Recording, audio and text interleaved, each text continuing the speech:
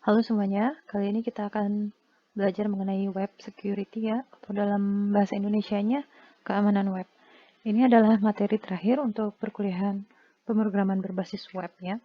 Kenapa kita perlu mempelajari mengenai keamanan web ini? Secara statistik ya, hackers itu meluncurkan serangan setiap 39 detik.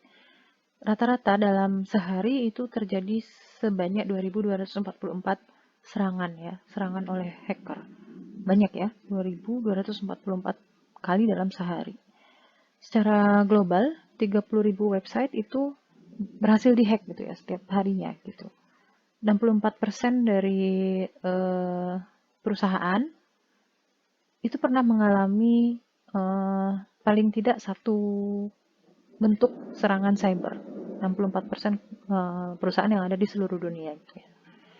Kemudian statistik juga menunjukkan bahwa website itu menerima 2.354 kunjungan bot gitu, per situs per minggu secara rata-rata ya. Berarti bisa lebih dari itu.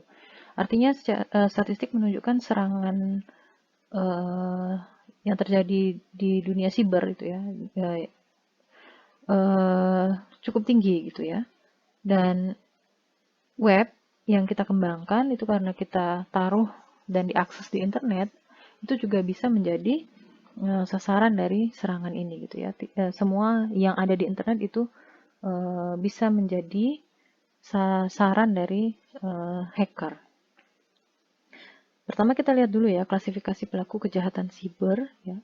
Ini secara umum bukan hanya untuk web ya. Ada beberapa jenis. Yang pertama ada black hat hacker. Black hat hacker itu seseorang yang menyerang komputer atau keamanan internet gitu ya dengan jahat untuk memperoleh keuntungan personal gitu, dan itu dilakukan secara ilegal. Beda dengan white hat hacker. Jadi ada black hat, ada yang white hat. Kalau yang white hat hacker itu memang sudah di hire sama organisasi atau perusahaan tertentu memang untuk menguji gitu ya keamanan dari sistem informasi di organisasi tersebut gitu. Lalu ada cracker. Kalau cracker itu seseorang yang menyebabkan masalah, mencuri data, dan merusak sistem. Jadi bukan hanya mencari celah saja, tapi sudah sampai ke tahap mencuri dan merusak gitu ya. Berikutnya ada malicious insider. Kalau malicious insider itu lebih ke orang dalam ya, pegawai atau siapa yang terlibat dalam yang punya akses gitu ke sistem informasi di perusahaan, menyalahgunakan ya aksesnya tersebut untuk mendapatkan keuntungan finansial gitu, atau bahkan untuk merusak gitu ya. Kemudian ada industrial spy. Kalau spy itu seperti yang namanya spy ya, mata-mata. Jadi mengcapture sesuatu yang bersifat rahasia atau pribadi gitu ya, yang ada di uh, lalu lintas data yang ada di internet gitu. Nah, berikutnya ada cyberkriminal. Kalau cyberkriminal itu seseorang yang menyerang komputer sistem atau network untuk keuntungan finansial. Sebenarnya umumnya pelaku kejahatan siber itu ya tujuannya adalah untuk mendapatkan keuntungan finansial sih ya gitu ya. Mencuri data atau mencuri sesuatu yang rahasia itu tujuannya untuk mendapatkan keuntungan gitu. Tapi tidak semua sih, ada juga yang tujuan dari penyerangannya itu misalnya untuk menyebarkan ideologi politik tertentu. Nah, kalau yang ini kategorinya termasuk dalam hacktivist. Atau bisa juga tujuannya untuk menyebarkan rasa takut ya, menteror. Ini kalau ini kategorinya adalah cyber teroris gitu ya. Apa saja sih bentuk-bentuk kejahatan siber gitu ya yang pernah ada, yang terjadi ya. Kalau secara statistik yang paling sering ya, yang paling sering terjadi itu ada beberapa ini ya. Yang pertama ada ransomware gitu, kemudian ada malware.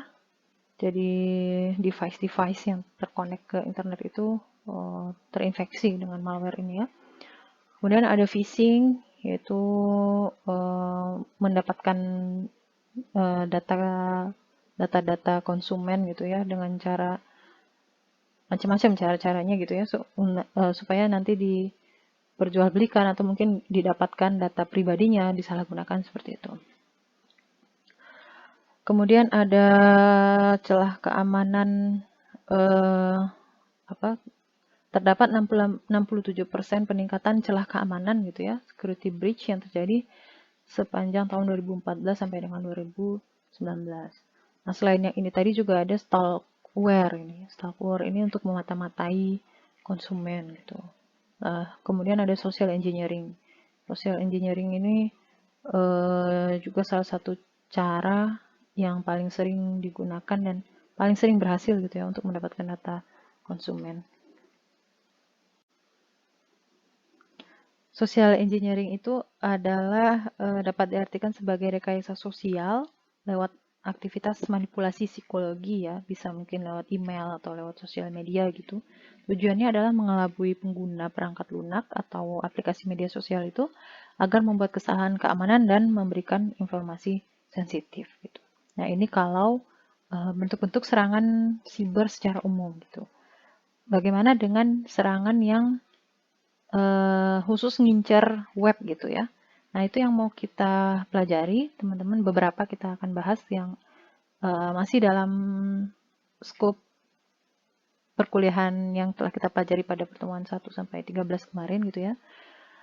Nah, itu akan kita bahas satu-satu dan bagaimana cara memitigasinya. Yang pertama kita mulai dari injection ya. Injection ini sebenarnya waktu kita belajar koneksi database, koneksi dari PHP ke database dan memanipulasi data ya, CRUD, itu sudah pernah disinggung sedikit. Jadi kalau injection itu attacker itu menginjek external code gitu ya ke dalam aplikasi web kita. Tujuannya adalah untuk mengambil alih gitu aplikasi web kita atau mengambil data-data yang sensitif gitu ya. Tentunya data-data sensitif ini mungkin untuk dijual kembali atau mungkin digunakan untuk penyerangan lebih lanjut dan lain sebagainya. Hackers yang menyerang website itu biasanya mengirimkan malicious code itu di HTTP request ya, melalui HTTP request-nya.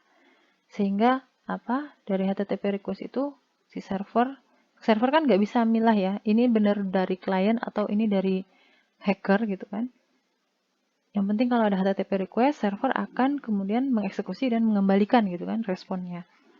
Nah, jadi si hacker tadi menyisipkan gitu ya yang dia inginkan di HTTP request sehingga mengelabui server dan mengeksekut kode yang mereka sisipkan tadi.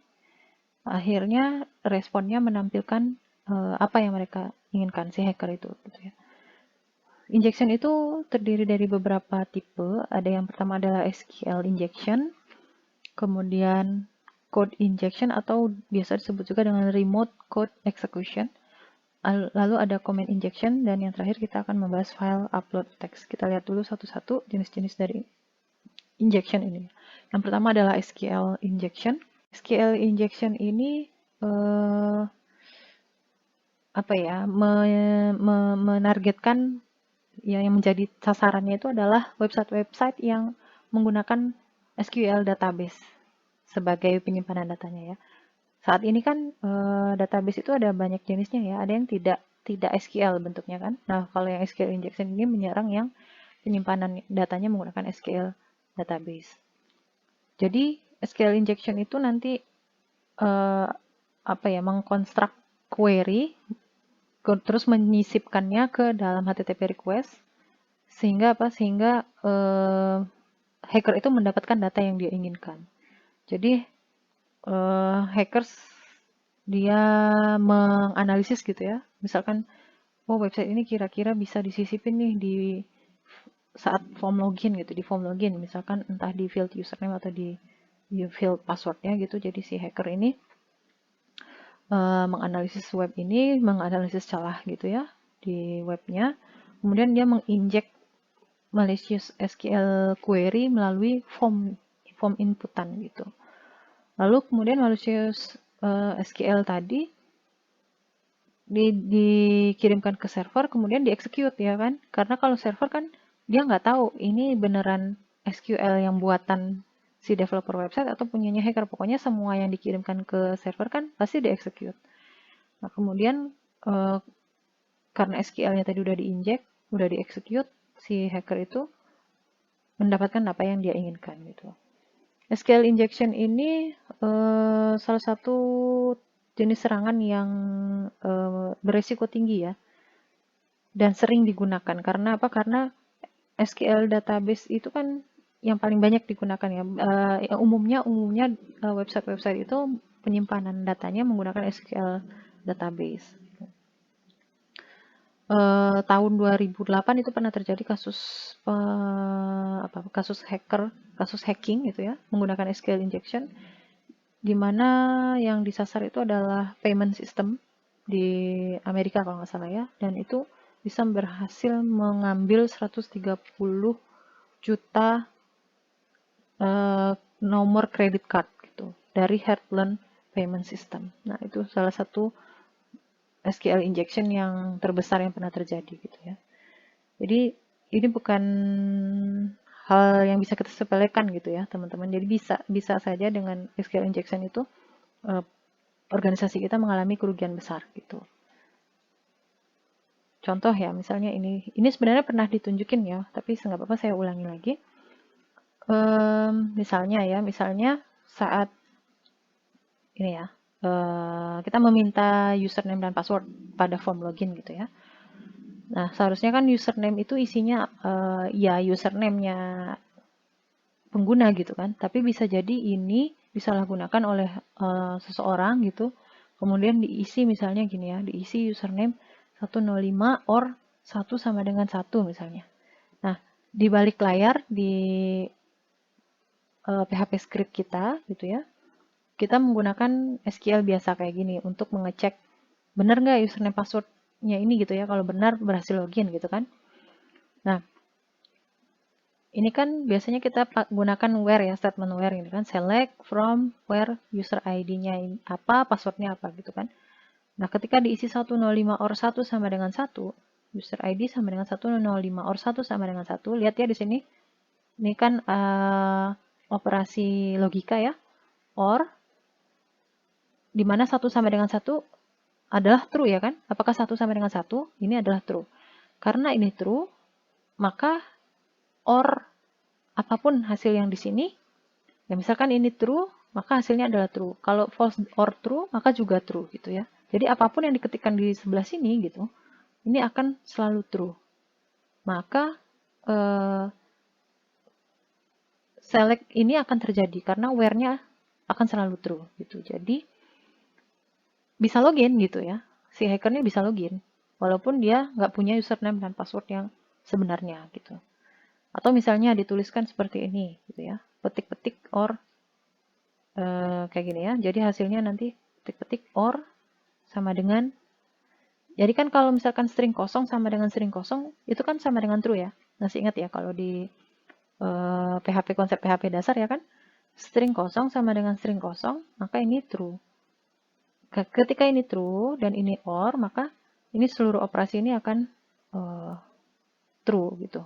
Ini true and true ya, jadi maka walaupun si hacker ini nggak punya username dan password yang sebenarnya, maka bisa masuk ini ke sistem kita dengan cara seperti ini gitu.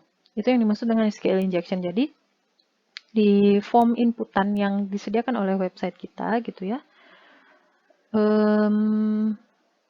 si hacker itu menyisipkan potongan-potongan untuk memanipulasi SQL kita yang ada di PHP script untuk menghandle form login ini gitu. Nah, contohnya lagi misalnya ya seperti ini, di username ini diinputkan misalkan ini beneran username-nya gitu, tapi dikasih titik koma terus delete from user where ID misalnya gitu ya. Artinya ketika ini disubmit ya, maka bentuk query-nya menjadi select user ID name password from user where username misalnya ya, sama dengan JS titik koma. Udah ya, sampai di situ query select-nya udah dieksekut, maka database-nya nanti akan mengeksekut baris selanjutnya kan setelah titik koma, delete from.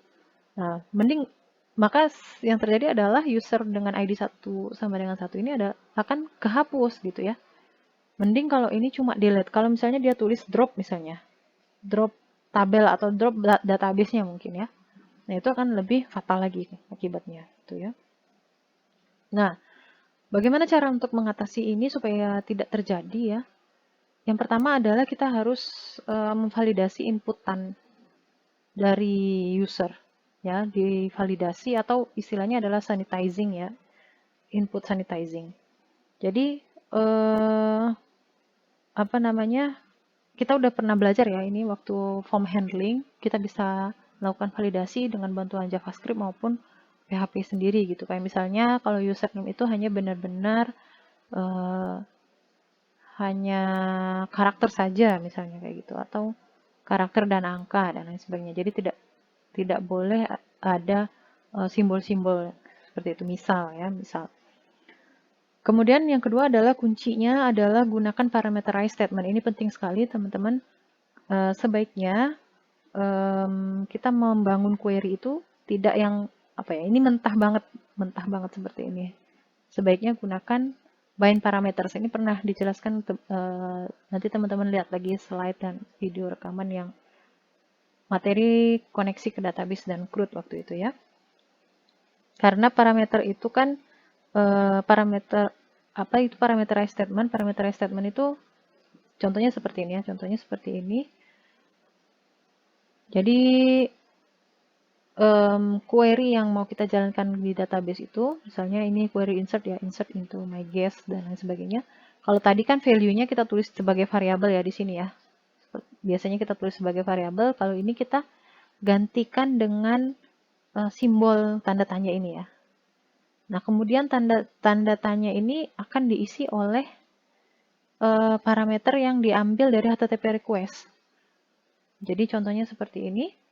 Nah, first name, last name, dan email ini kita ambil parameternya ini dari entah menggunakan form ya biasanya, menggunakan post metodenya biasanya kan. Dari post itu kita masukkan ke sini, baru kita bind param ini. Jadi gunakan bind param dan execute gitu. Bind param itu untuk menggabungkan query yang udah kita siapkan ini dengan parameternya gitu, baru kemudian di execute. Kenapa cara ini lebih aman? Jadi karena apa namanya SQL-nya itu nanti akan memeriksa terlebih dahulu gitu parameter-parameternya ini, jadi tidak langsung di-execute seperti ini. Fungsi bind param dan fungsi bind param dan execute itu akan memfilter parameter yang mengandung kira-kira karakter-karakter yang malicious gitu. Atau bisa juga gunakan Object Relational Mapping atau disingkat ORM. Jadi ORM ini memetakan setiap baris yang ada di database. Jadi misalnya kita punya tabel pegawai gitu ya, dan isinya ada 10 pegawai. Masing-masing pegawai itu akan menjadi objek gitu. Menjadi objek, diambil dari database dan menjadi objek di program kita gitu. Jadi ketika kita memanipulasi ya CRUD gitu ke masing-masing pegawai, itu yang dimanipulasi tidak langsung database-nya tapi objeknya gitu.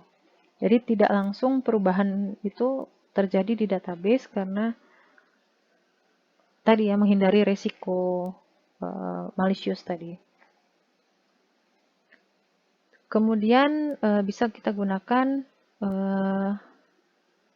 ini ya, pembatasan permission ya, pembatasan hak akses di database itu kan kita bisa atur akun mana yang bisa mengakses tabel mana, atau misalkan hak aksesnya itu hanya view atau read-nya atau memodifikasi batas modifikasinya itu apa saja kayak gitu. Jadi itu kan bisa kita atur sebetulnya ya di database-nya. Itu penting untuk dilakukan.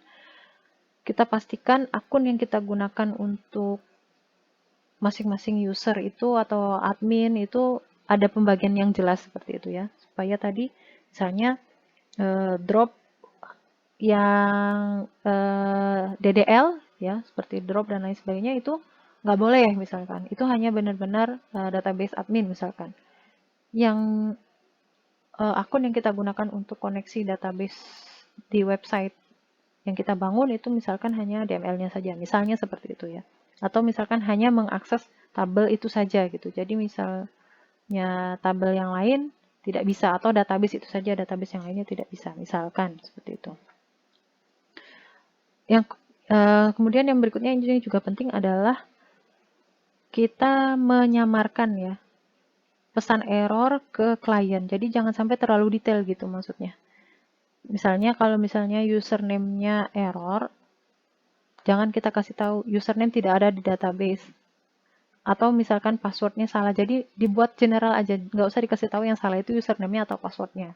Pokoknya tidak ditemukan udah gitu, atau misalkan salah udah, jangan dikasih tahu yang salah itu username-nya kah atau passwordnya. Jadi kalau misalnya dikasih tahu terlalu detail, nanti ketika orang nyoba-nyoba misalnya sembarang username, ternyata ada username ini, passwordnya yang salah, nanti tinggal pikirin passwordnya kayak gitu. Jadi itu memberikan clue ke hacker gitu maksudnya ya. Nah, ini tadi contoh yang parameterized statement ya. Lalu ada tadi code and comment injection. Nah, kalau ini sebenarnya mirip ya konsepnya dengan SQL injection tadi, cuma kalau SQL injection kan sasarannya adalah database ya. Nah, kalau code injection itu yang disasar adalah sistem atau aplikasinya gitu, aplikasi webnya gitu. Kalau yang tadi yang diinjek adalah SQL ya, sintaks SQL. Kalau code injection itu lebih ke programming language tertentu, menyesuaikan webnya menggunakan programming language apa. Jadi misalnya dibangun menggunakan PHP, maka PHP-nya yang diinjek gitu. Gunanya adalah ya untuk ini tadi mengacaukan sistem atau aplikasi webnya seperti itu. Kemudian ada comment injection. Kalau comment injection itu apa namanya, untuk menyerang operating system ya. Comment ini maksudnya adalah perintah-perintah untuk mengeksekut sesuatu di OS ya levelnya ya. Nah, jadi si hackernya itu menyisipkan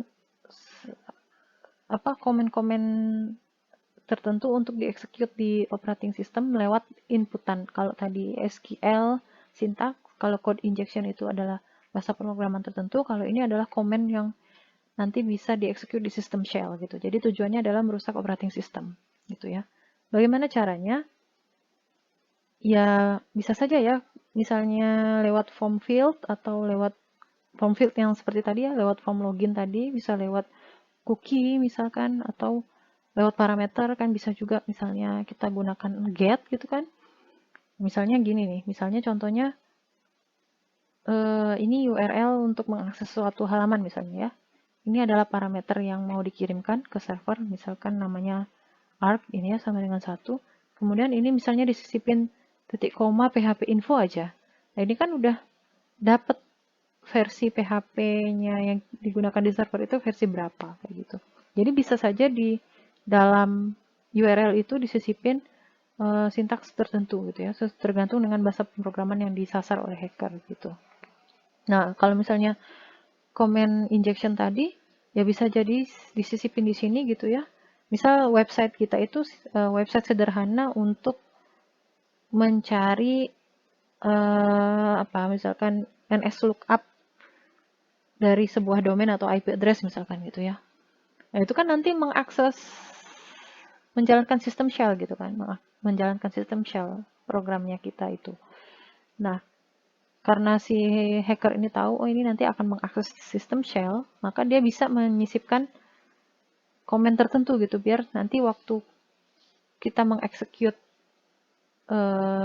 NX lookup-nya tadi, sekalian komen yang dari hacker itu juga dieksekut gitu, seperti itu. Jadi cara kerjanya kurang lebih seperti itu. Bagaimana cara memitigasinya? Ya karena ini tadi media serangannya sama ya, cara menyerangnya kurang lebih dengan SQL injection. Yang pertama yang harus kita antisipasi adalah inputannya. Pasti dia akan menyerang si hacker itu lewat inputan tadi ya. Jadi kita harus validasikan setiap inputan dari user gitu ya, atau istilahnya tadi sanitizing gitu. misalkan karakter yang boleh masuk gitu, atau minimum dan maksimum panjangnya, atau batas numeriknya berapa, atau pakai regex ya, kita udah pernah belajar pakai regex seperti itu. Kemudian yang tadi ya, principle of least privilege namanya ya, principle of least privilege. Jadi membatasi akun-akun itu tuh hak aksesnya batas mana gitu. Itu penting untuk diatur. Jadi pun kalau misalnya kecolongan terjadi injection, tidak semua directory yang ada di server kita itu bisa dirusak atau diambil datanya oleh si hacker gitu, karena tadi privilege-nya terbatas. Jadi kita harus membatasi directory dari web server mana yang bisa di-read atau di-write oleh akun di web server di aplikasi web kita gitu. Itu namanya principle of least privilege. Yang paling penting adalah escape control karakter. Jadi kita sebaiknya ya mereplace sensitif karakter yang sifatnya itu bisa apa ya, karakter-karakter yang memiliki arti tertentu dalam bahasa pemrograman atau command shell tadi. Misalnya contohnya kalau di Windows itu buka kurung, tutup kurung, titik koma tadi ya. Kalau sudah dikasih titik koma, maka belakang-belakangnya itu bisa di-execute gitu kan. Nah ini kalau di Linux dan Unix adalah ini. Cara escape control karakter ini bagaimana? Ya tergantung dari operating system atau programming language-nya itu menggunakan apa gitu ya. Kalau misalkan PHP itu bisa pakai escape shell art ini ya, buka kurung tutup kurung. Jadi ada fungsinya. Nanti teman-teman menyesuaikan bahasa pemrograman yang digunakan. Jadi maksudnya apa? Kalau misalnya ada karakter-karakter seperti ini, kita escape, harapannya tidak di-execute gitu. Jadi tidak di-execute sama programming language di belakang layar atau operating system di belakang layar seperti itu. Nah, kalau kita perhatikan tadi injection ini ya, baik yang SQL, comment atau code injection itu media utamanya adalah inputan ya, inputan yang kita buka supaya user itu bisa memberikan inputan tertentu ke website kita. Salah satu jenis inputan itu ada file upload gitu ya. Bisa jadi di website kita itu kita menyediakan user bisa upload foto misalkan untuk profile picture atau misalkan upload dokumen misalnya ya. Nah, itu bisa juga menjadi celah untuk serangan.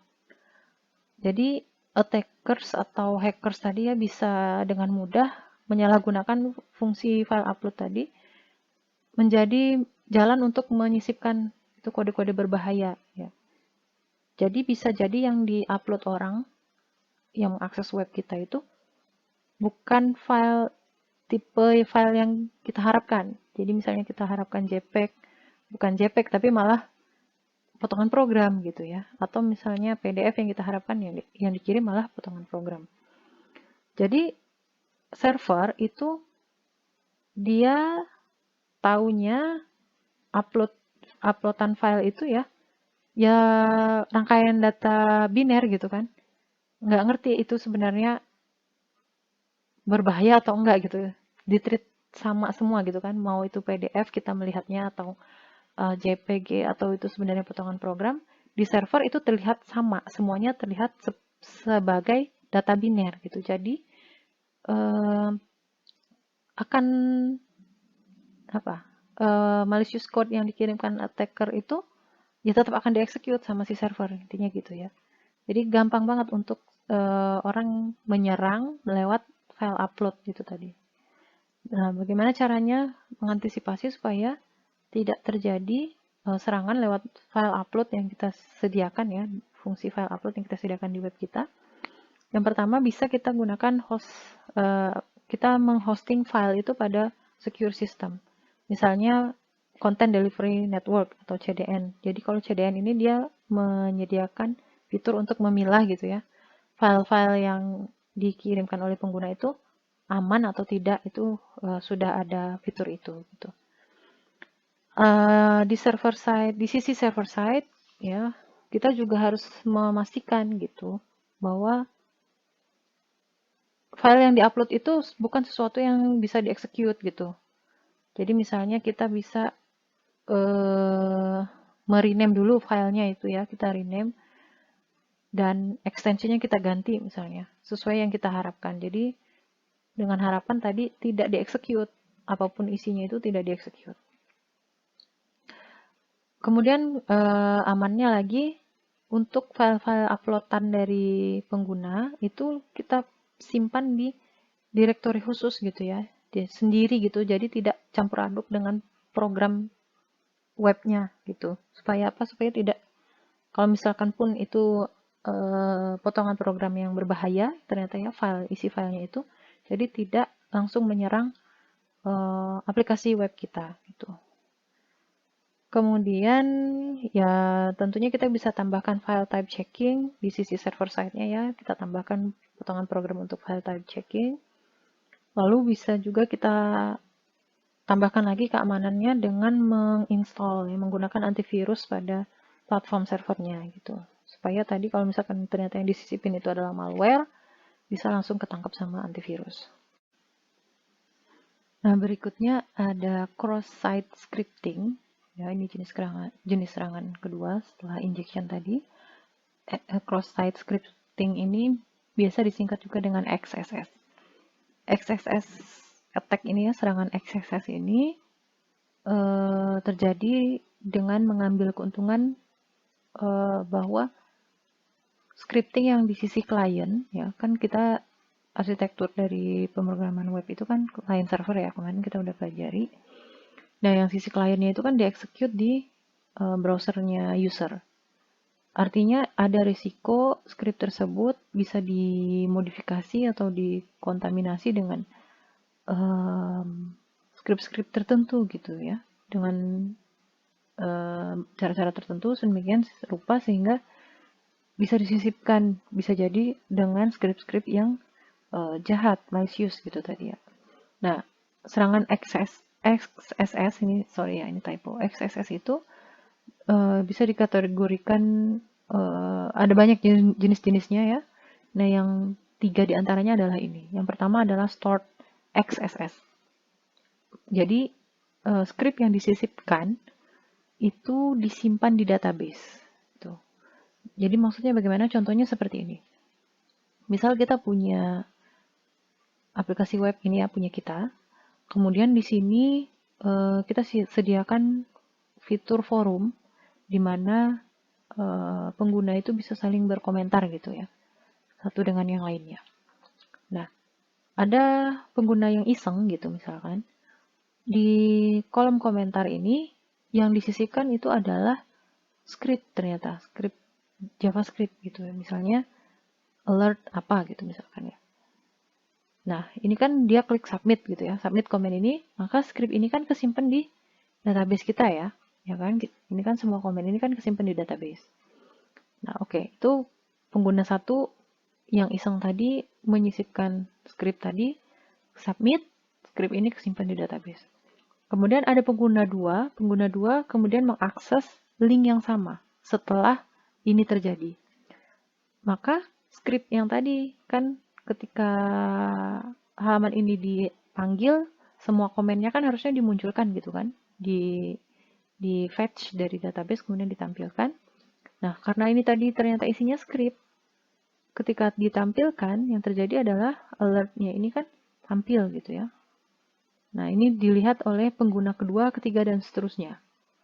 Nah, itu tadi yang disebut dengan stored XSS. Jadi, script yang disisipkan itu tersimpan di database, kemudian itu bisa dilihat oleh pengguna kedua, ketiga, dan seterusnya. Nah, lalu yang kedua ada reflected XSS. Kalau reflected XSS itu sebetulnya tiga-tiganya ini sama-sama menyisipkan script ya, cuma kalau yang reflected dan DOM base ini itu tidak disimpan di database gitu. Kalau yang reflected XSS dan DOM base itu lebih ke menyisipkan scriptnya itu di link URL gitu. Kalau yang stored biasanya itu lewat inputan, field inputan gitu. Jadi caranya bagaimana? Kalau yang reflected XSS itu tahapnya seperti ini. Jadi ada user pertama itu membuat link yang sudah include script di URL-nya ya. Contohnya misalnya seperti ini. Ini link aslinya adalah open saving account. Jadi ini misalnya sebuah bank gitu ya. Kalau misalnya mau buka tabungan baru, harusnya link yang aslinya ini. Nah, untuk yang serangan reflected XSS atau DOM based XSS itu scriptnya itu disisipkan di URL-nya ini, misalnya menjadi open checking misalnya. Atau seperti ini, scriptnya ini nggak dibungkus seperti ini ya, tapi benar-benar script kayak gini. Script, ada teks scriptnya seperti ini. Nah, kemudian link yang tadi itu di-share sama user 1 ya, di-share ke korbannya ya, calon korbannya, misalnya user 2 misalnya. Dan menunggu. Kalau misalnya user 2 kemudian terpancing untuk mengklik link tersebut, maka linknya itu membuka web yang asli, tapi sudah mengandung itu tadi, script yang malicious tadi. Jadi bagian tertentu di DOM-nya itu berubah gitu. Jadi itu kenapa namanya reflected ya. Jadi sebenarnya itu nggak kesimpan di database, tapi script yang dari user 1 itu tadi tercermin secara lokal di user 2 gitu. Hanya korban itu saja. Kalau orang lain yang mengakses, jadi tidak terlihat ke pengguna-pengguna lain. Kalau yang tadi kan karena yang pertama ya, yang tersimpan di database, karena tersimpan di database, jadi ketika orang kedua, ketiga, dan seterusnya yang mengakses halaman ini kan melihat semua. Kalau ini nggak, reflected ke korban itu saja. Nah, jadi ketika user 2 itu mengunjungi web dengan melalui klik yang tadi ya, link dengan cara mengklik link yang malicious tadi, script webnya itu kebuka dan sudah mengandung script yang malicious tadi. Jadi misalnya contohnya gini ya, udah disisipin script alert document.cookie. Nah, artinya ini cookie-nya udah bisa diambil nih, di alert nih, document.cookie. Atau misalnya ini seolah-olah kayak mirip gitu ya URL-nya, tapi URL yang kedua ini sebenarnya mengandung script yang malicious tadi. Tujuannya apa sih XSS ini? Tujuannya ini untuk mendapatkan sebanyak mungkin informasi customer itu gitu ya, entah melalui cookie-nya atau historinya kayak gitu, lokasinya, lokasi browsernya dan sebagainya, behavior-nya dia. Tujuannya adalah untuk mengimpersonate-nya orang itu, atau misalkan kalau sudah bisa mengimpersonate orang itu kan bisa jadi bahaya ya, kemana-mana bisa melakukan penipuan atau transaksi atau apapun yang mengatasnamakan orang tersebut, atau mendapatkan clue-clue ya tadi, informasi atau clue-clue terkait orang itu gitulah. Nah, tapi kalau yang reflected XSS dan DOM based XSS ini, karena kan tahap pertamanya adalah pakai URL gitu ya, karena disisipkan melalui URL.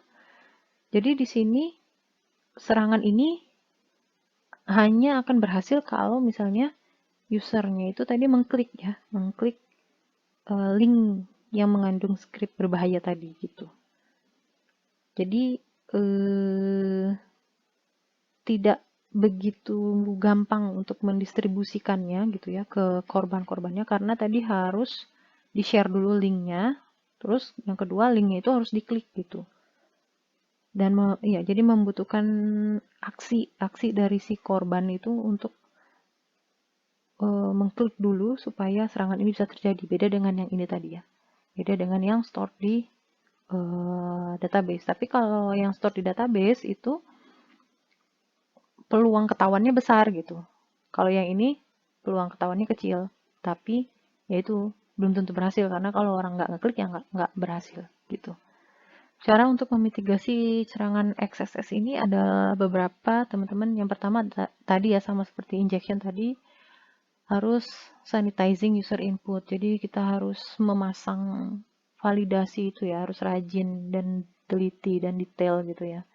Kayak misalnya panjang karakternya itu boleh apa saja gitu ya.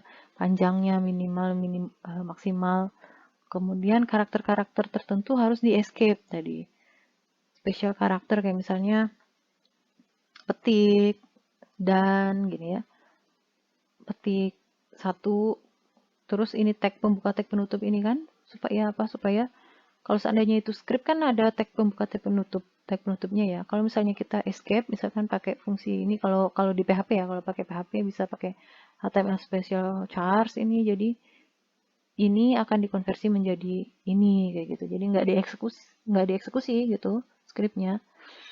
Kemudian bisa pakai trim misalnya ya, atau strip splash itu untuk menghapus backslash dari data input pengguna gitu, jadi nggak execute. Kalau trim itu menghapus spasi atau tab yang tidak perlu yang berlebihan.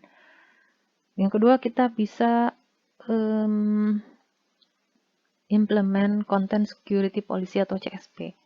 Jadi browser-browser di era sekarang itu sudah menyediakan setting ke developer ya.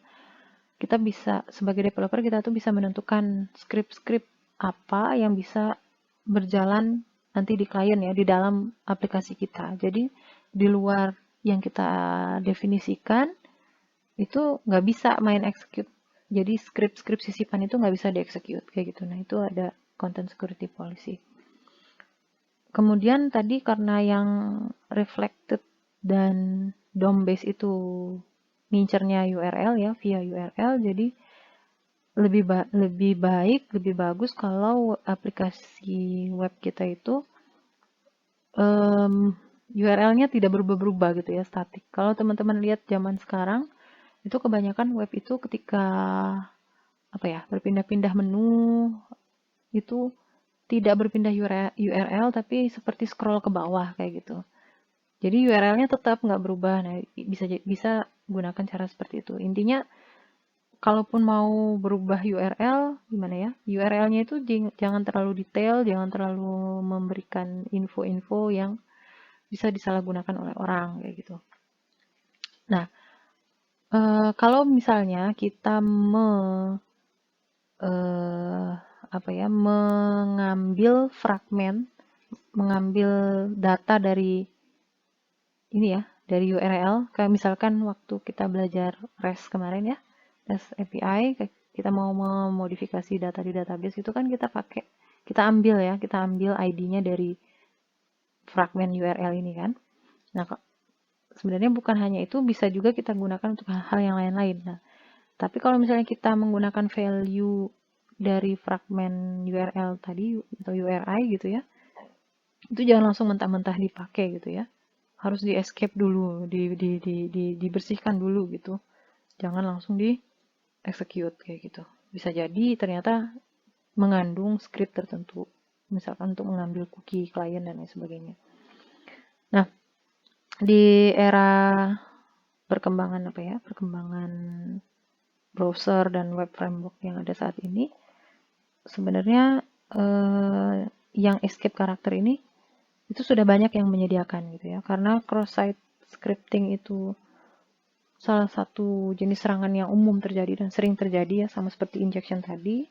Web framework yang tersedia saat ini itu kebanyakan dia sudah otomatis gitu ya, mengescapekan sendiri karakter yang ada yang diterima dari inputan user. Tapi tetap kita sebagai developer harus tetap memastikan ya benar sudah di escape atau tidak gitu. Untuk memastikan apa? Kalau misalnya ada script atau tadi karakter-karakter yang sifatnya itu mengeksekut sesuatu, nah itu di escape, di convert, jadi tidak bisa di execute gitu ya. Nah, untuk yang security policy, content security policy ini sebenarnya kita nggak pernah pelajari ya, tapi nanti teman-teman bisa baca-baca sendiri lebih detailnya. Itu nanti kalau memang mau diatur itu bisa di HTTP response header-nya bisa di set itu, atau di meta tag, inget ya, di head, di elemen HTML head, nah itu ada meta kan, nah di meta itu bisa diatur sebenarnya content security policy ini. Nah, serangan berikutnya ada cross-site request forgery atau disingkat CSRF. atau ada juga yang menyingkatnya XSRF, tapi sebagian orang menyebutnya ya, membacanya tuh CSRF. Researcher ya, utamanya itu seringnya menyebutnya CSRF. CSRF itu adalah celah keamanan web yang mengizinkan penyerang ya apa ya, dia jadi CSRF itu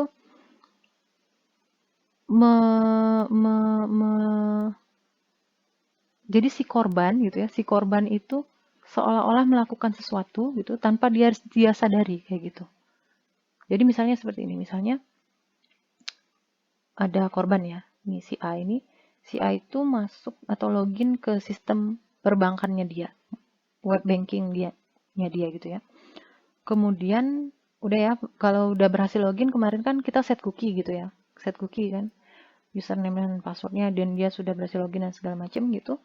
Nah, terus ini penyerang ini entah dengan cara mengirimkan gambar, link, atau email atau apapun gitu ya, saat si korban ini sedang aktif login di web banknya itu, dia nyerang. Nah, kalau misalnya dia klik nih, si korban mengklik byte atau umpan yang tadi dikirimkan si penyerang itu, akan terjadi script yang udah disisipin si penyerang ini tuh tereksekut gitu. Nah, saat script itu tereksekut gitu ya, tanpa disadari si korban, dia ternyata melakukan transfer uang gitu ke akunnya attacker. Kenapa bisa seperti itu? Iya, bisa seperti itu. Jadi misalkan ya, kalau teman-teman udah nonton ya, yang salah satu film yang lagi happening di Netflix ada namanya Cyber Hell, itu jadi si korban itu dikirimkan link ke private message sosial medianya gitu, dikirimkan link. Jadi itu kasus-kasus ini ya, kasus serangan cyber di Korea gitu ya. Jadi korbannya itu dikirimkan link gitu dan disertai pesan, lihat ya di link ini foto-foto kamu disalahgunakan. Kemudian user yang terjebak, ya korban yang terjebak mengklik link tersebut, yang terjadi adalah saat link tersebut diklik, justru saat itulah semua datanya di HP-nya gitu ya, galeri, kontak dan segala macam disedot gitu. Justru saat itulah foto-fotonya dia itu disedot kayak gitu. Nah, itu bisa terjadi ya, itu yang namanya CSRF tadi ya. Jadi tanpa sepengetahuan user, tanpa sepengetahuan korban, dia melakukan sesuatu gitu karena tadi pancingan entah gambar, entah email, entah link itu tadi, kemudian diklik oleh korban, script yang sifatnya jahat itu dieksekut di belakang layar kayak gitu. Jadi dengan sedikit bantuan social engineering ya, kayak misalnya tadi contohnya, lihat link ini, foto kamu disalahgunakan. Nah, itu kan sifatnya manipulatif secara psikologis ya. Jadi dengan dorongan social engineering tadi, lewat email atau lewat chat atau gambar tertentu, si attacker itu tadi memanfaatkan situasi sehingga itu ya mentrik ya, trik lah ya kita bilang ya, trik ke korban itu supaya mengklik gini umpannya ini tadi. Jadi kalau misalnya nggak diklik ya nggak berhasil, sama seperti XSS tadi. Jadi sebenarnya kalau dari sisi pengguna ya, ini kan kita dari tadi melihatnya dari sisi developer ya. Tapi kalau dari sisi pengguna sebenarnya ya jangan diklik ya, supaya menghindari sesuatu yang buruk terjadi, supaya kita tidak menjadi korban serangan siber itu hati-hati betul dalam mengklik link-link gitu ya, yang ada entah di WhatsApp atau di email kita atau di manapun gitu ya. Nah, jadi apa yang bisa terjadi dari script itu tadi ya banyak ya, bisa jadi transfer uang atau misalnya tiba-tiba akun kita diambil alih, email address atau password kita diganti kayak gitu ya, atau misalnya data-data kita disedot semuanya, data-data di galeri, kontak dan lain sebagainya kayak gitu. Nah, jadi si surf tadi biasanya ya biasanya terjadi dengan pada website atau pada halaman yang menggunakan GET request. Ya, karena tadi by link ya, by link, jadi itu biasanya sasarannya adalah halaman yang menggunakan GET request yang mengganti state dari sebuah web. Jadi maksudnya apa? Maksudnya tuh yang menginsert, update, delete gitu. Jadi mengubah sesuatu pakai GET request. Contohnya yang terkenal itu adalah ini ya, Twitter worm yang pertama kali terjadi. Jadi zaman dulu Twitter itu waktu awal-awal berdiri gitu ya, untuk mengupdate status itu metode yang digunakan adalah GET, dan statusnya itu dikirim lewat URL gini. Jadi update status terus dikirim pakai URL kayak gini. Kemudian ada seseorang yang menyalahgunakan hal ini gitu ya. Jadi dia membuat link yang kalau itu diklik oleh pengguna lain gitu, itu misalkan gini, misalkan yang ada user satu ini membuat link malicious ya, link yang malicious, yang kalau diklik oleh user 2, maka di Twitternya user 2 itu akan nge-tweet sesuatu yang mempermalukan dirinya atau apalah gitu ya, plus si link malicious itu tadi. Nah, jadi ketika temennya si user 2, katakan user 3 ya, melihat updatean status itu, terus ngelihat link yang sama gitu kan, apaan ini, terus dicoba diklik juga kayak gitu misalnya ya. Jadi dia akan nge-update status juga gitu kan, dan nge-share link itu. Dilihat lagi oleh user 4 dan seterusnya. Jadi seperti MLM gitu ya. Akan dilihat oleh followernya, orang itu akan penasaran dan ngeklik juga. Jadi yang terjadi semua orang akan mengupdate status itu gitu, secara berjamaah. Nah itu first Twitter worm itu terjadi seperti itu dulu waktu awal-awal Twitter itu berdiri. Jadi semakin banyak orang yang membaca, semakin banyak yang ngeklik, jadi semakin seperti bom gitu ya, seperti bom, sampai jadinya ribuan Twitter user itu terjebak dengan trik ini gitu. Nah, bagaimana cara memitigasi si server ini dari sudut pandang developer ya? Yang pertama, kita bisa ikuti prinsip dari REST yang sudah kita pelajari ya, bahwa GET itu gunanya untuk fetch data gitu ya. Kalau kemarin kita pelajari di REST kan strict ya, RESTful maksudnya ya. Kalau misalnya mau update, ya kita gunakan POST. Terutama kalau memuat data-data sensitif ya, insert atau update data itu gunakan POST. Kalau GET itu digunakan hanya yang benar-benar yang tidak mengandung data-data sensitif lah itu ya, atau yang hanya fetch ini, jadi menampilkan data gitu ya, read data dari database kemudian menampilkannya dalam tabel, tidak ada insertnya, tidak ada update-nya gitu, bukan untuk insert atau update-nya, hanya untuk yang nampilin saja, itu boleh pakai GET. Kemudian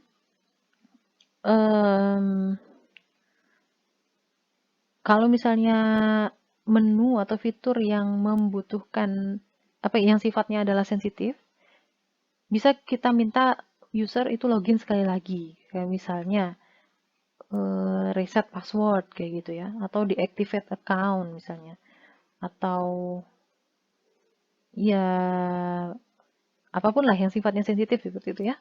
Itu kita coba minta. Biasanya kan sekarang kayak gitu ya, kalau kita perhatikan website-website saat ini, misalnya mau mendelete sesuatu atau mereset password atau apa yang sifatnya sensitif, pasti kita disuruh login sekali lagi kayak gitu.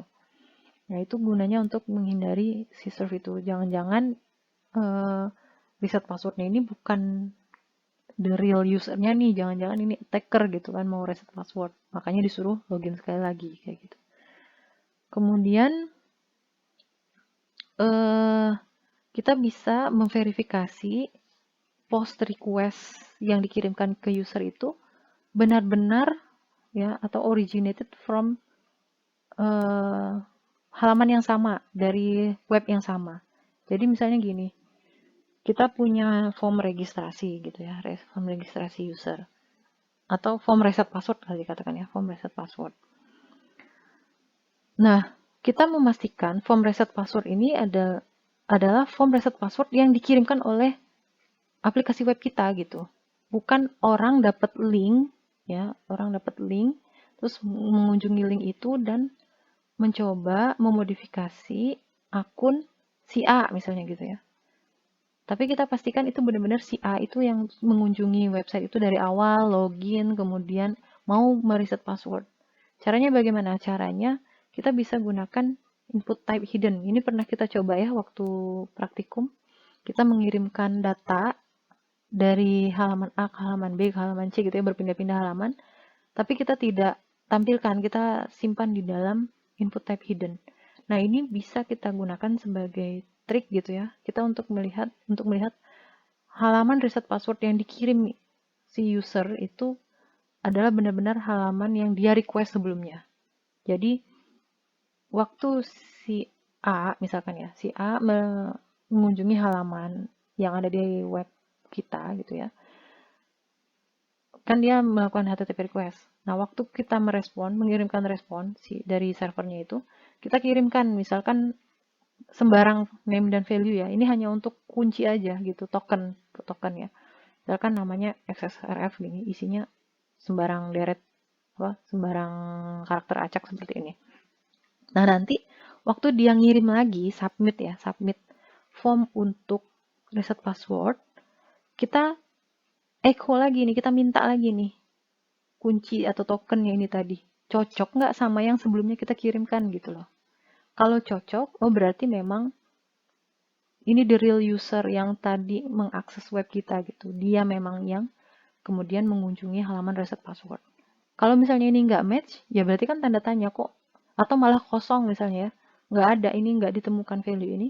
Berarti itu bukan dari halaman sebelumnya gitu. Bukan dari server respon dari aplikasi web kita. Bisa dipahami ya teman-teman ya. Nah, atau bisa juga bukan di input type hidden-nya ditaruh, bisa juga di cookie-nya misalkan. Ya, di cookie-nya itu disimpan token, sembarang token gitu ya. Atau kita nyebutnya itu anti-serve cookies. Jadi memastikan request-nya itu di-initiate dari halaman kita gitu. Memang request. Jadi token itu dikirim berpindah-pindah setiap kali request respon. Jadi dicek terus gitu ya. Setiap kali melempar-lempar request dan respon itu kita selalu memastikan nilai ini selalu ada dan benar dan match gitu. Nah, itu bisa pakai input type hidden, bisa pakai cookie. Jadi randomized string ini kita sebutnya token gitu ya. Jadi server itu menuliskan nanti saat ada HTTP request kita cek lagi. Waktu ngirim respon kita kirim lagi. Waktu ada HTTP request kita ambil lagi, kita suruh mana tokennya kayak gitu ya. Kita minta tokennya. Kemudian cookie itu sebenarnya kan kemarin ada atribut-atribut yang bisa kita atur ya waktu set cookie ya, Nah, itu bisa kita gunakan, kita manfaatkan atribut-atribut yang dimiliki oleh cookie. Misalkan HTTP only. HTTP only ini untuk menyetop JavaScript ya, untuk mengakses cookie yang kita miliki gitu. Jadi yang cookie kita itu hanya tersimpan di balik layar, itu nggak bisa diakses menggunakan JavaScript. Nah, jadi HTTP only kan misalkan. Atau secure itu untuk sama tadi ya, untuk menghindari pencurian cookie juga. Tapi kalau HTTP only ini untuk melindungi di browser, kalau secure ini lebih untuk melindungi di tengah jalan. Jadi ada yang namanya man in the middle attack ya. Jadi kan ada perjalanan tuh dari HTTP request ke HTTP respon ya. Dari klien ke server itu kan ada perjalanan yang ditempuh ya kan. Nah, man in the middle attack itu menyerang di tengah jalan gitu. Cookie-nya diambil di tengah jalan, di perjalanan. Nah, untuk menghindari itu bisa gunakan secure ini. Atau kita gunakan same site attribute. Kalau same site setting itu, jadi website kita itu tidak eh, cookie cookie kita itu akan dilindungi dari external site gitu ya. Jadi hanya bisa diakses dari website yang sama. Jadi misalnya website kita itu tapi resikonya gini ya, misalnya website kita itu terintegrasi dengan website ketiga yang gunanya adalah untuk memutar video misalnya. Nah, ketika user klik eh, player video itu sebenarnya udah nge-redirect ke website ketiga. Nah, kalau misalnya kita gunakan same site cookie, itu nggak bisa terjadi. Nggak bisa terjadi karena apa? Karena cookie-nya tadi di-restrict gitu, dibatasi. Kalau mau melanjutkan pemutaran video itu, maka user itu harus login lagi, kayak gitu. Jadi dibatasi, cookie-nya itu hanya bertahan di website kita saja gitu. Nggak bisa ada website ketiga yang tahu cookie-nya si user tersebut, kayak gitu. Jadi ada macam-macam atribut dari cookie itu yang bisa kita explore, yang kita bisa manfaatkan untuk mencegah si serve tadi. Jadi si serve itu karena tadi si serve itu kebanyakan ya untuk ngambil cookie tadi ya. Untuk apa tadi? Supaya ini kan bisa melakukan suatu tindakan seolah-olah dia itu adalah authorized user gitu. Makanya diambil cookie-nya gitu.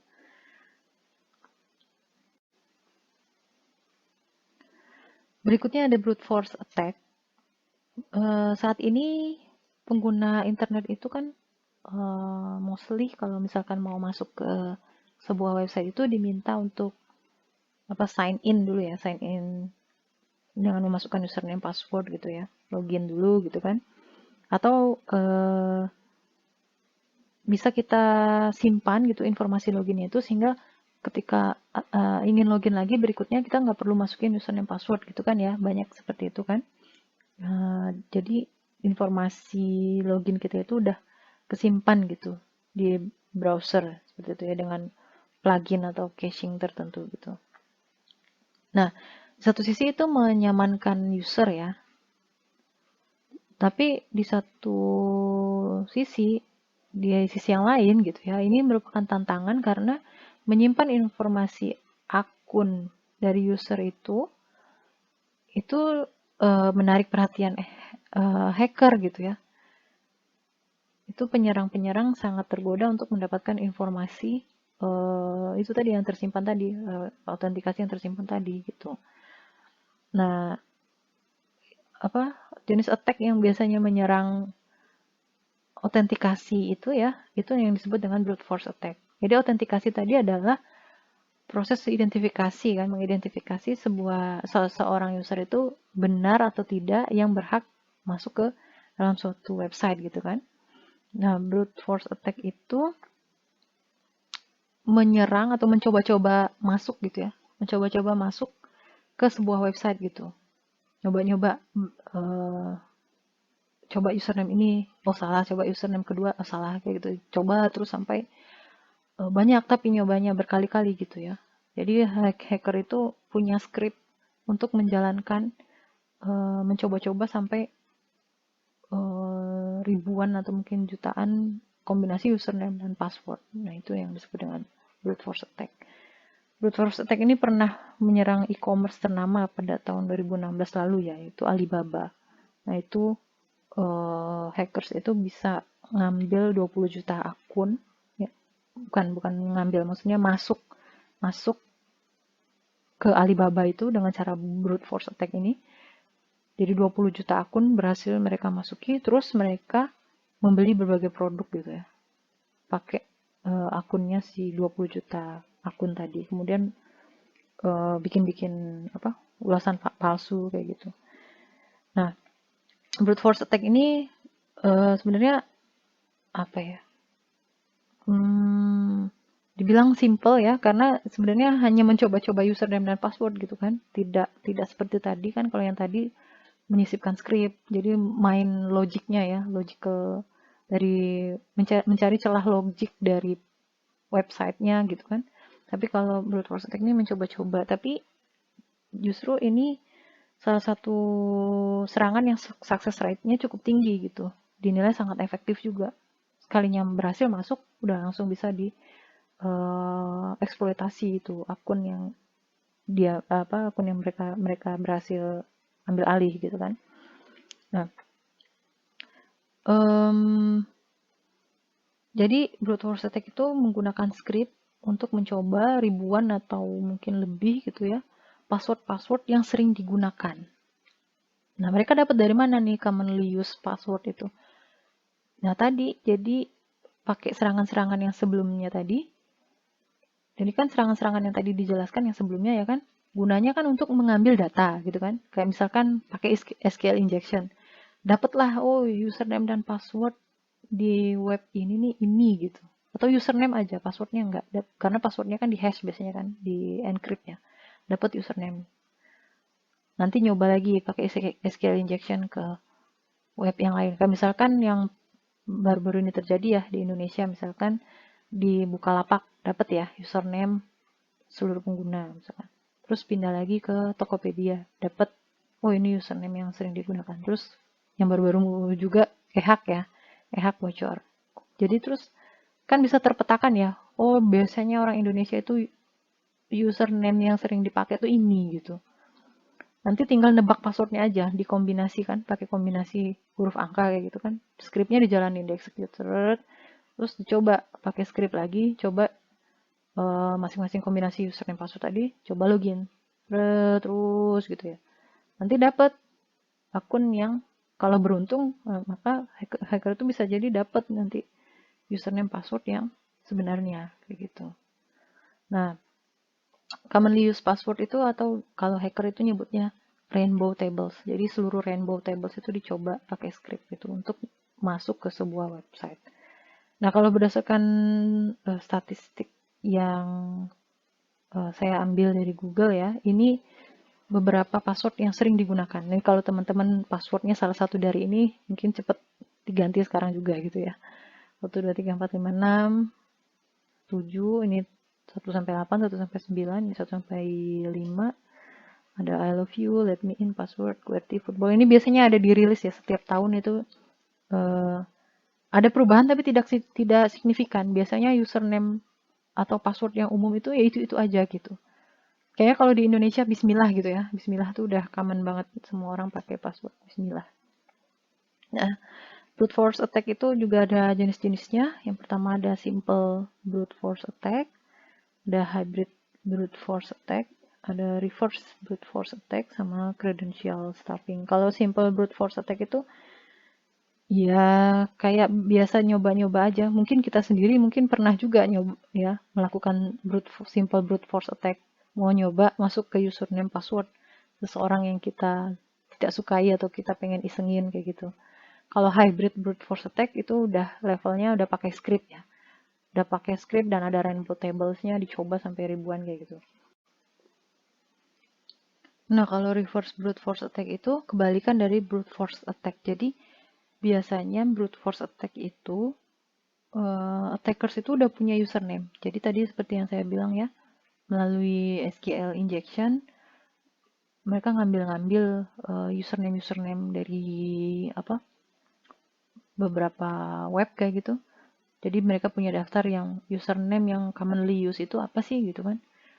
Dan nanti tinggal coba-coba passwordnya gitu ya, ditebak menggunakan script gitu ya, membuat dari kombinasi huruf angka misalkan.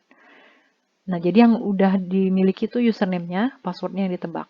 Nah, kalau reverse brute force attack itu kebalikannya. Jadi yang udah dimiliki justru passwordnya, yang ditebak adalah username-nya.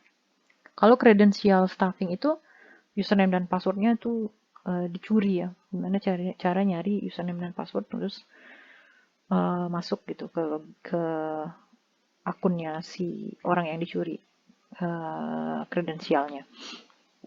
Bagaimana cara mitigasi dari brute force attack ini? Jadi kita harus memastikan betul ya proses autentifikasi kita itu bagaimana sih cara mengecek kebenaran user itu dengan baik gitu ya.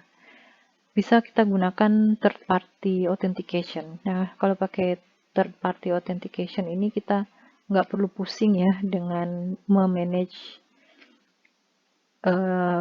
data akun dari user karena kita pakainya third party. Contohnya misalnya kita harus login, misalkan kita punya website, kita ngembangin sebuah website gitu ya.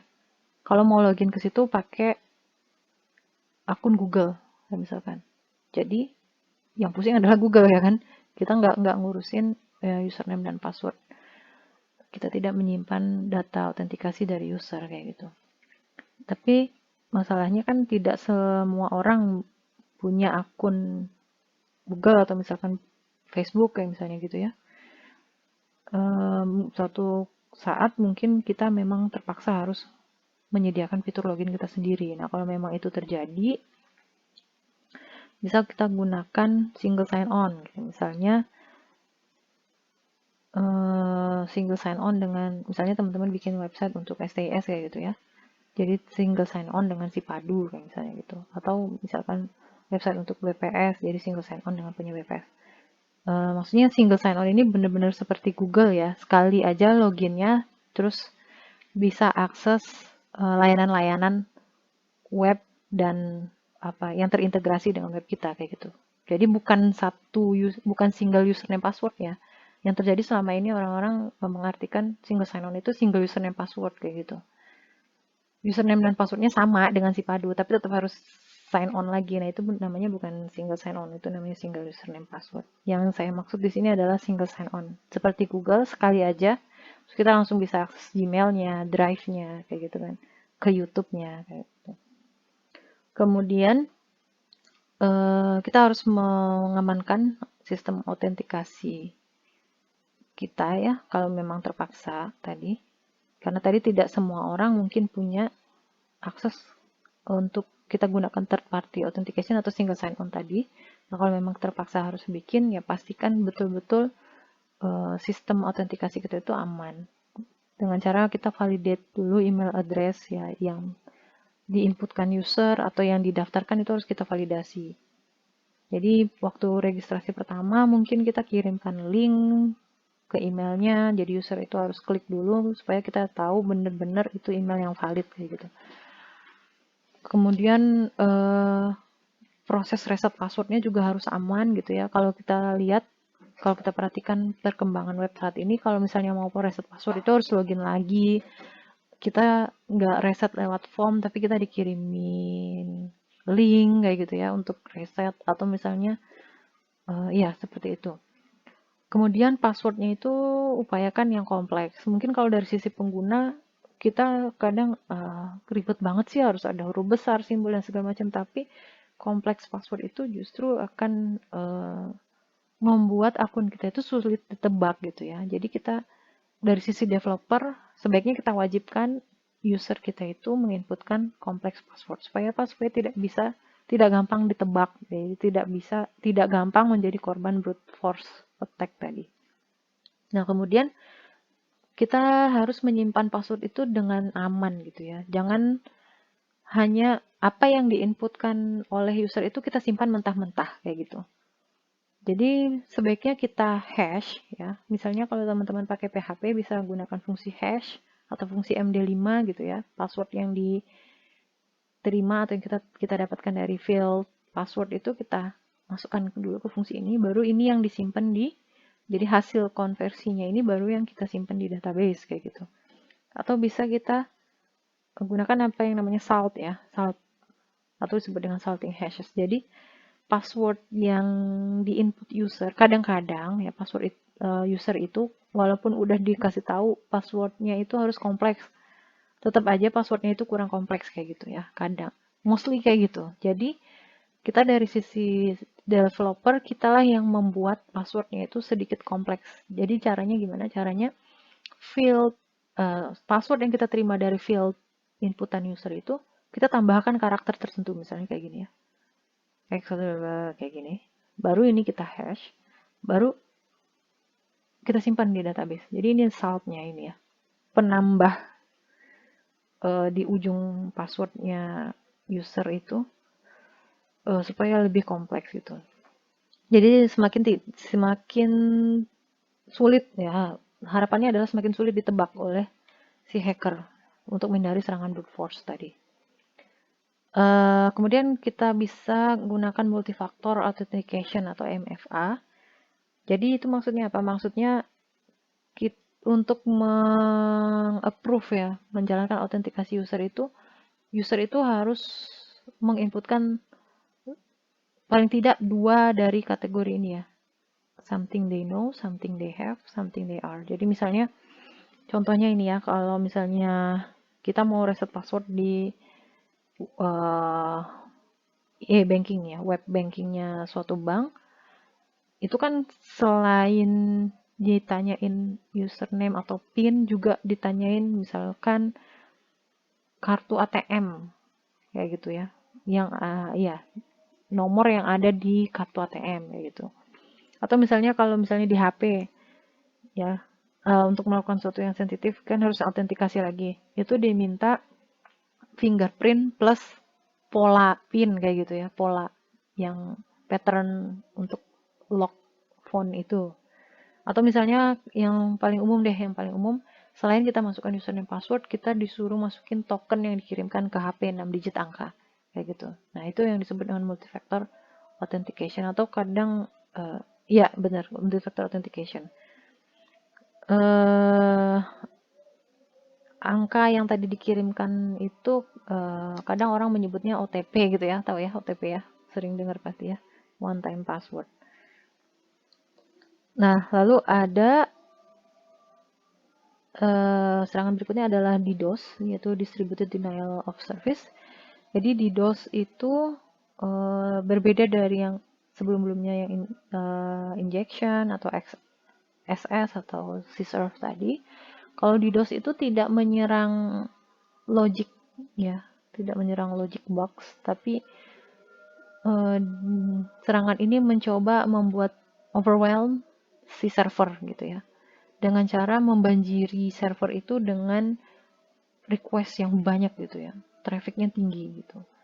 Jadi dengan cara ini aplikasinya kita gitu kalau kena serangan DDoS itu down jadinya ya, slow, menjadi lemot gitu ya secara drastis, atau malah down, jadi tidak bisa diakses, unavailable ke user yang sebenarnya malah gitu ya. Kalau misalnya website kita itu sifatnya komersil, ya rugi ya kalau nggak bisa diakses misalkan sehari aja atau beberapa hari, rugi ya, kerugian yang dialami berapa gitu dengan tidak adanya transaksi dalam beberapa hari itu. Jadi cara kerjanya tuh, misalnya ini ya, ini user yang sebenarnya mau mengakses ini ya, web kita yang ditaruh di server ini. Nah, ini nih si attacker DDoS itu menjalankan bot-botnya gitu ya, bot-botnya dari beberapa perangkat gitu, banyak perangkat ini ya, serang gitu ya, mengirimkan request yang banyak. Jadi ini nanti karena requestnya banyak, kewalahan gitu kan. Jadi kan kalau merespon itu kan nggak gampang, butuh waktu kan. Kayak misalkan mau menampilkan data aja misalnya dari satu tabel aja, kan harus ada proses query-nya, terus convert lagi ke tabelnya misalnya gitu ya kan, baru menampilkan. Jadi satu request aja server itu butuh waktu, apalagi kalau ribuan kayak gitu ya. Jadi ini akan overwhelm, kemudian jadi lemot atau malah unavailable kayak gitu. Nah, sebenarnya jaringan ini ya, jaringan internet ini teman-teman, karena teman-teman belum belajar jaringan ya. Nanti kalau udah belajar jaringan, teman-teman akan tahu bahwa jaringan itu terdiri dari beberapa layer kayak gitu. Computer network itu terdiri dari beberapa layer. Nah, DDoS itu bisa terjadi pada layer yang mana aja gitu. Jadi bisa menyerang layer yang manapun pada layer of network stack. Bagaimana cara menghindari DDoS? Sebenarnya DDoS itu bisa dibilang agak sulit dihindari gitu ya. Karena siapapun bisa aja menyerang website kita untuk kemudian membuat server kita tuh unavailable tadi ya, down tadi ya. Paling yang bisa kita lakukan menghindarinya adalah dengan sensible ini, sorry ya. Kita gunakan firewalls yang sensible, jadi yang sensitif gitu. Kalau naik dikit trafficnya atau bagaimana gitu, kita diberi alert kayak gitu. Atau misalnya kita gunakan intrusion prevention system. Jadi kalau kira-kira ada traffic yang nggak normal, kita diberi warning kayak gitu, monitoring. Nah, bisa juga kita atur arsitektur aplikasi. Kalau ini lebih ke jaringan sebenarnya ya, jaringan bukan dari sisi logic webnya. Memang yang diserang itu webnya gitu, dibuat jadi unavailable, tapi sebenarnya serangannya itu dan antisipasinya itu lebih ke jaringannya. Arsitektur aplikasinya itu bisa kita atur, misalnya kalau ada user yang terlalu lama mengakses resource dari aplikasi kita buat timeout kayak gitu misalnya. Jadi kita batasi supaya tidak terlalu panjang user itu men-take over aplikasi kita. Jadi ya gitu tadi ya, dibatasi ada timeout biar menghindari DDoS. Atau yang proses yang kira-kira lama ya ngerannya itu kita bisa atur supaya ada queue-nya ya dalam mengeksekusi job itu. Kemudian kita gunakan monitoring, aplikasi monitoring supaya kita lihat ini trafficnya tiba-tiba tinggi kayak gitu ya, kita dapat alert. Kemudian bisa gunakan bandwidth management service gitu. Supaya apa? Supaya itu tadi ya, melihat traffic yang datang itu tadi malicious atau enggak, kelihatan polanya gitu ya. Kemudian solusi yang paling ampuh tapi paling mahal sekalian ya, paling mahal juga, yaitu kita menggunakan jasa DDoS Attack Solution Provider. Jadi karena tadi DDoS itu tadi kita tidak bisa mencegah orang untuk mengakses secara bersamaan gitu kan website kita gitu, bisa jadi down gitu, memang bisa kemungkinan terjadinya itu besar gitu. Karena itu mungkin kita bisa gunakan jasa pihak ketiga. Nah, ini yang terakhir teman-teman. Ini penting sekali karena kan zaman sekarang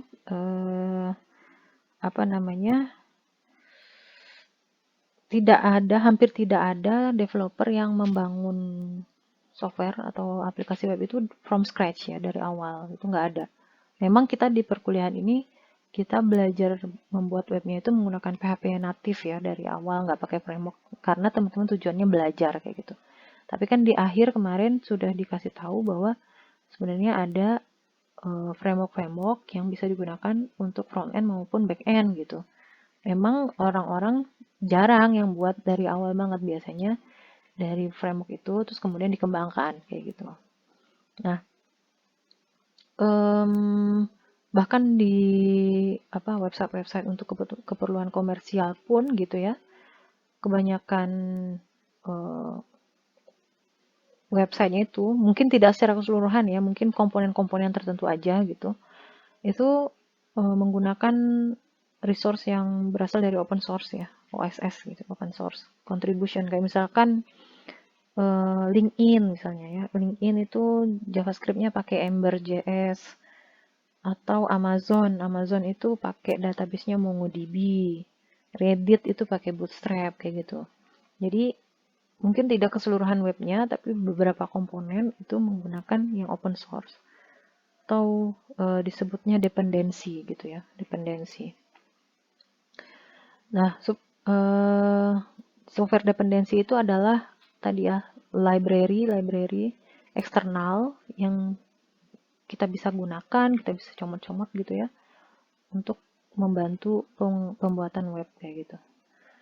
Nah, karena itu menggunakan pihak ketiga, ya kan, kita bisa jadi tanpa kita sadari source code atau dependensi yang kita pakai tadi, framework atau dependensi yang kita pakai tadi, ternyata mengandung celah keamanan kayak gitu.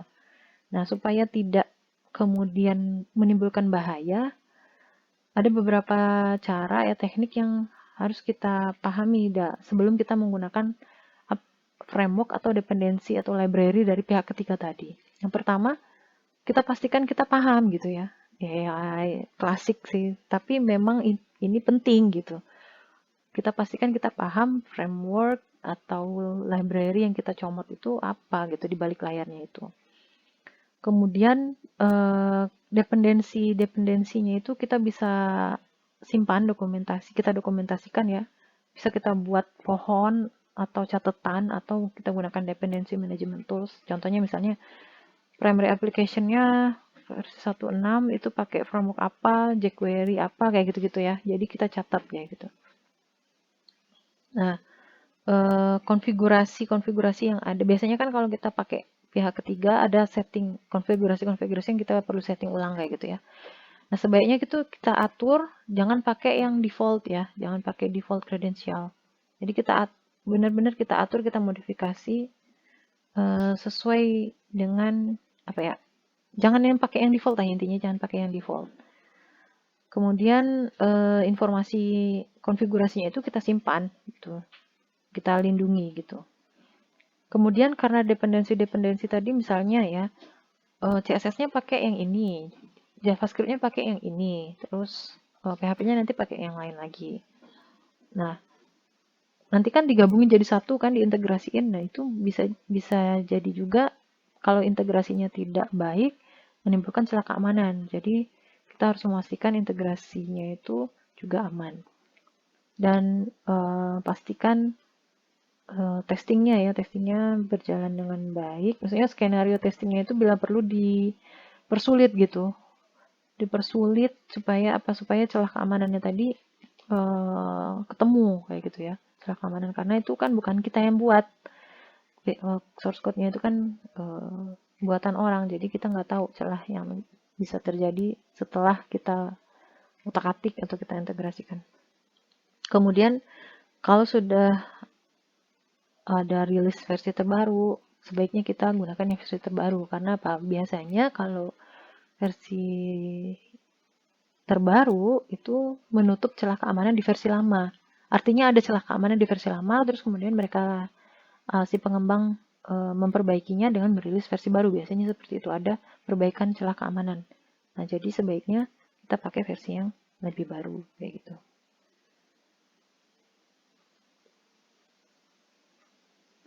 Nah, ini tadi ya, kalau kita rangkum tadi jenis-jenis serangan yang ada di khusus yang menyerang web gitu ya, ada banyak tadi, tapi yang kita singgung ada injection tadi kan, ada cross-site scripting nih kalau kita lihat ya, yang paling banyak ini yang ini ya, XSS ini, kemudian autentikasi tadi ya, autentikasi lemah itu membuka peluang brute force tadi. Kemudian nih SQL injection juga termasuk yang banyak terjadi. Lalu DOM vulnerability ini membuka peluang untuk XSS tadi. Information disclosure atau error handling. Nah, ini tadi yang di awal disinggung ya. Kalau memberikan pesan error itu sebaiknya jangan terlalu detail kayak gitu. Gunakan error log ya atau error handling yang baik gitu. Jadi pesan error itu jangan ditampilkan ke user. Selain kelihatan tidak profesional, itu juga bisa membuka celah keamanan gitu. Nanti bisa teman-teman baca lebih detail ya di sini di link ini. Nah, ini berikutnya singkat saja ini teman-teman. Jadi kalau seandainya tadi kita simak ya tadi mengenai jenis-jenis serangan yang ada di web, sebenarnya sebagian dari serangan-serangan itu mungkin tidak terjadi kalau seandainya tidak ada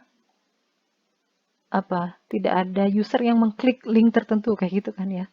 Tidak ada keteledoran dari user. Jadi walaupun developer ini udah berusaha maksimal gitu ya, menutup celah-celah keamanan yang ada di aplikasi webnya, bisa jadi itu sia-sia juga kalau misalkan tidak didukung dengan komponen-komponen yang lain kayak gitu. Jadi kalau kita ngomongin keamanan ya, keamanan informasi atau keamanan web gitu ya, itu adalah sebuah sistem yang terdiri dari banyak komponen. Kayak misalkan kita mau mengamankan harta benda yang ada di rumah, misalkan ya. Tidak cukup kita hanya misalkan mengandalkan pintu saja, tapi kita tidak kita mengabaikan atau kita nyuekin jendelanya, pagarnya nggak diurusin kayak gitu ya. Tapi kan kalau ngomongin keamanan kita pasti semua komponen harus kita lihat, jendelanya, terus kemudian pintunya, Mungkin kita pasang CCTV, pagernya juga kita kasih gembok yang bagus, kemudian bisa kita hire satpam, kayak gitu-gitu ya. Jadi kalau ngomongin keamanan itu tidak hanya satu komponen, melainkan komponennya ada banyak. Itu yang pertama. Terus yang kedua, peran dari user itu juga sama pentingnya dengan peran dari developer. Kayak misalnya tadi contoh keamanan rumah ya. Misalkan kita sudah beli CCTV yang terbaik, pintu yang anti peluru, anti maling, jendelanya juga misalkan, tapi dari kitanya itu suka lupa kalau ngunci kayak gitu. Ya percuma juga kan, tetap akan bisa masuk gitu ya malingnya.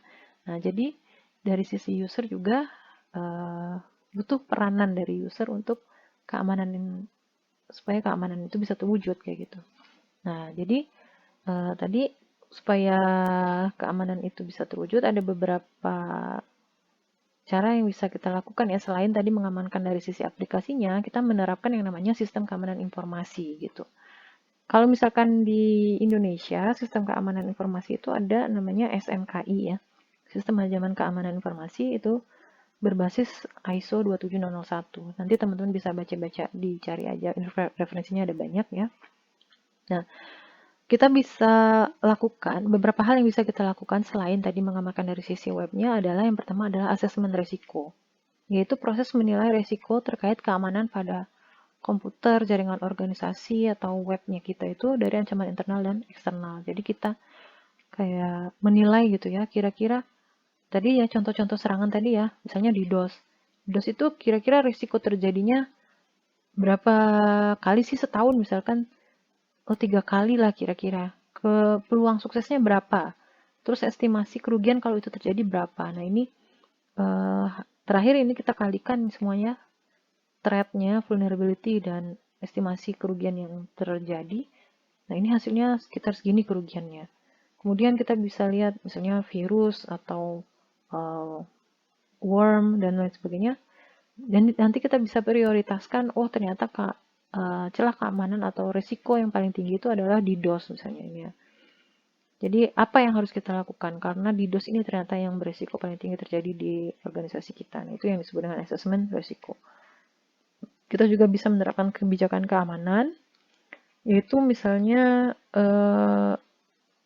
kontrol dan sanksi yang kalau misalnya terjadi pelanggaran ini atau serangan ini, apa kira-kira yang akan dilakukan, kebijakan apa yang diambil, hukuman apa yang akan diberikan kalau ketahuan, sanksinya apa ya, misalkan ke pelaku dan sebagainya, itu perlu dibuat sebuah kebijakan. Lalu ada yang namanya audit keamanan informasi. Audit keamanan informasi itu analisis dan evaluasi gitu ya. Kita cek keamanan informasi yang sudah kita bangun di organisasi kita itu sudah baik atau belum gitu ya, sudah sesuai standar atau belum, sudah diikuti atau belum, sudah diterapkan atau belum kayak gitu. Nah, yang kedua ini ya, itu tadi kalau dari sisi pencegahan itu hal-hal yang bisa lakukan ya, selain tentunya dari sisi pengembangan webnya. Lalu tadi seperti yang saya singgung harus ada edukasi pengguna gitu ya, supaya pengguna sistem kita itu sadar tentang kebijakan keamanan. Karena apa, kalau misalnya dia teledor, kalau satu pengguna saja teledor gitu ya, maka misalnya satu aja kena XSS gitu ya, lewat emailnya, email kantor si A misalnya, itu bisa satu organisasi kena impact-nya kayak gitu. Ya, jadi yang kena itu bisa satu organisasi. Oleh karena itu itulah kenapa setiap pengguna itu bertanggung jawab gitu terhadap keamanan informasi dari organisasinya. Beberapa hal yang dapat dilakukan oleh pengguna yaitu berhati-hati untuk memastikan bahwa perangkat-perangkat portable dan penyimpanan yang digunakan itu terlindungi, menjaga sandi masing-masing gitu ya, akunnya masing-masing, menerapkan kontrol akses yang ketat, misalkan akses file dan direktori di kantor itu pembagian aksesnya harus ketat, kemudian melaporkan semua aktivitas yang tidak biasa kepada grup keamanan TI organisasi. Mungkin bisa juga ya dengan tidak menggunakan email organisasi dengan teledor kayak gitu ya. Kan misalkan teman-teman punya email STS kan ya, masing-masing teman-teman diberikan email STS. Email STS-nya kemudian dipakai untuk mendaftar website nggak jelas kayak gitu. Ya itu nanti kalau misalnya teman-teman kena, satu STS bisa kena kayak gitu. Nah itu jadi hati-hati dalam menggunakan email yang diberikan yang dimiliki oleh organisasi kayak gitu ya. Lalu itu tadi kalau pencegahan, kemudian ada deteksi ya. Kita bisa gunakan intrusion detection system. Tadi itu perangkat lunak atau perangkat keras untuk memantau ya. Kira-kira kalau ada aktivitas yang mencurigakan kita diberikan alert. Lalu bisa juga kita gunakan vulnerability scanning tools. Jadi kita bisa gunakan tools ini untuk men-scan kira-kira celah apa sih yang ada di web kita kayak gitu. Nah, ada tools-tools yang tersedia bisa diakses oleh publik gitu ya. Di website ini teman-teman bisa lihat nanti. Ini tools yang di list tools ini dibuat oleh Open Web Application Security Project atau OWASP. OWASP ini sebuah project atau organisasi yang memang concern di bidang keamanan web gitu. Dan di webnya OWASP ini ada tools yang bisa digunakan untuk vulnerability scanning. Tadi udah dibuat listnya, itu bisa dipakai yang mana saja.